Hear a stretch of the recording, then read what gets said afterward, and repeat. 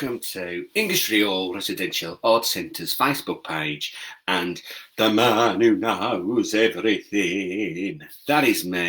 I am he. And what happens is every day, every weekday, I come on here on Facebook, 1 o'clock, and I give you 10 facts about the topic I gave you yesterday. Then at the end of the video, I'm going to give you tomorrow's research topic, and you have 24 hours to find out as much as you can about that particular topic. And then you listen to the facts that I give, and you can cross off yours from your list. If at the end of it, you've got a fact that I don't give, then technically you have beaten the man who knows everything. But as I always say, there are only facts that I say, not stuff that I don't know. So, yesterday was May the 4th, and so our topic was Star Wars. In honour of Star Wars Day, May the 4th be with you. Today's topic is films. So we were inspired by Star Wars yesterday. So I've got 10 facts for you, all about different films and the film industry and the film making process. So fact number 1 is that in the 1890s is when film was first invented. And so that is how far back motion pictures go. And the first moving picture cameras were invented towards the late 1800s. And back then, hello Joe, thank you for joining us again. And back then, the films were quite boring by today's standards. They were only about a minute or 2 minutes long, and very often they were just a single scene and not much happened. And they were silent as well. But obviously, at the time, people had never seen anything like it in their lives, and so they found it quite exciting. But by today's standards, our audiences would be quite bored. So they were very short films, usually with a single scene, absolutely silent. So it wouldn't be very fun to just sit and watch some random scenes of everyday life. Scrolling by on a scene would be a bit awkward. So to make up for the lack of sound, sometimes a live band would play along to the moving pictures to keep people interested and to make it sound more exciting. So even back in the early days of film, they knew about the importance of sound and the importance of music to really kind of lift the mood and to tell a story. So that's fact number 1. Back in the 1890s is when film was first invented. Fact number 2 is that in 1897, which is obviously a few years later after the first invention of the film, they started to get a bit more creative.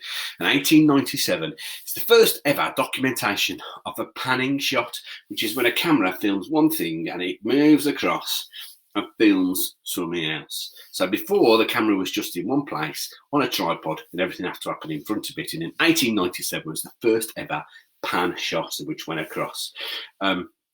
So if they wanted to get any kind of movement before, they would have had to have picked up the camera and moved the entire tripod and everything. But this is where the word pan comes from, for panorama. And it's the name of the shot made with a panning camera. So in 1897 was the first ever pan shot. Then, excuse me, fact number 3 is all about how films are made, because they were called films in the UK. In America, they were called movies, because they move. In the UK, they were called films because they were put on a strip of film. And on that strip of film, there was a series of different pictures, and each of those pictures is called a frame. So for every little image, there's a little picture, and a little picture, and a little picture, and a little picture, and it goes on all of the strip of celluloid film. And each of those pictures is called a frame. And our brains need at least 13 frames a second, so we need to see 13 pictures every second in order to make it look like stuff is moving. Anything less than that, and our brains just see it as several different pictures, and they don't make it look like they're moving at all. So back in the day, those early films were actually at 16 frames a second. So every second there were 16 pictures going past our eyes. And so that's why it actually looked like it were moving.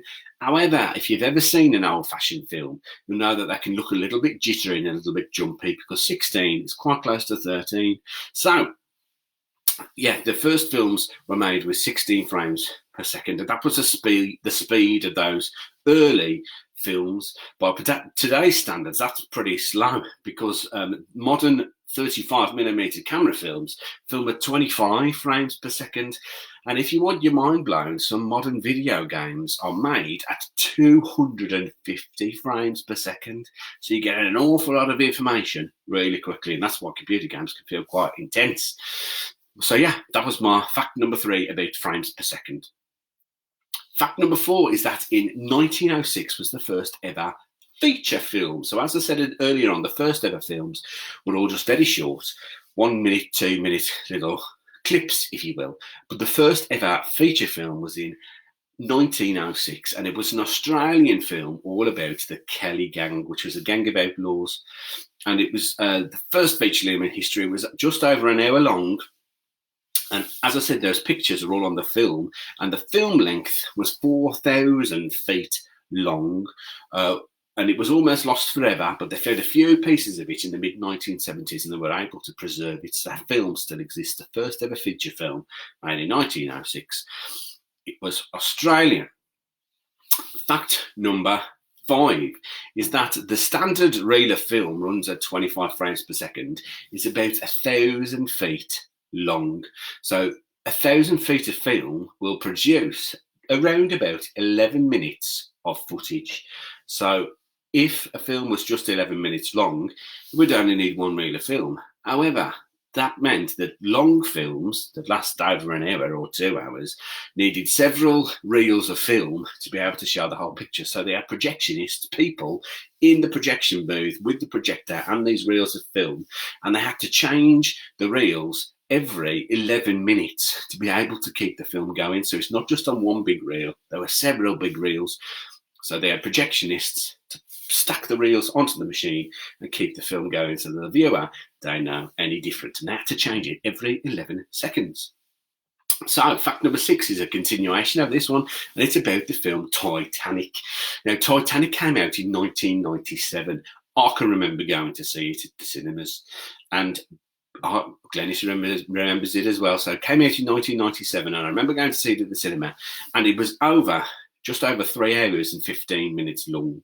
And so back then, it was still film reels that were showing films, which meant that each copy of Titanic was 17.7 reels long. Technically 18 because it's still one reel, but it's only got a smaller amount of film on it. That means at 25 frames per second, it consisted of over 17,700 feet of film, and that's over 3 miles for a single film. So 3 miles of celluloid to be able to show Titanic. So if you unreeled and stretched it out in a big long line, it'd be 3 miles long, which I think is absolutely incredible. Fact number 7, something called DLP. So most cinemas nowadays use something called digital video projectors, and DLP stands for digital light processing. So modern films are projected digitally, which means that movie studios don't have to ship huge reels of film around. They don't have to send them to theatres anymore. They can just download them from the internet via satellite and sometimes on a hard drive, which I think is a little bit boring. It's a bit more romantic to see it on a big reel of film, eh?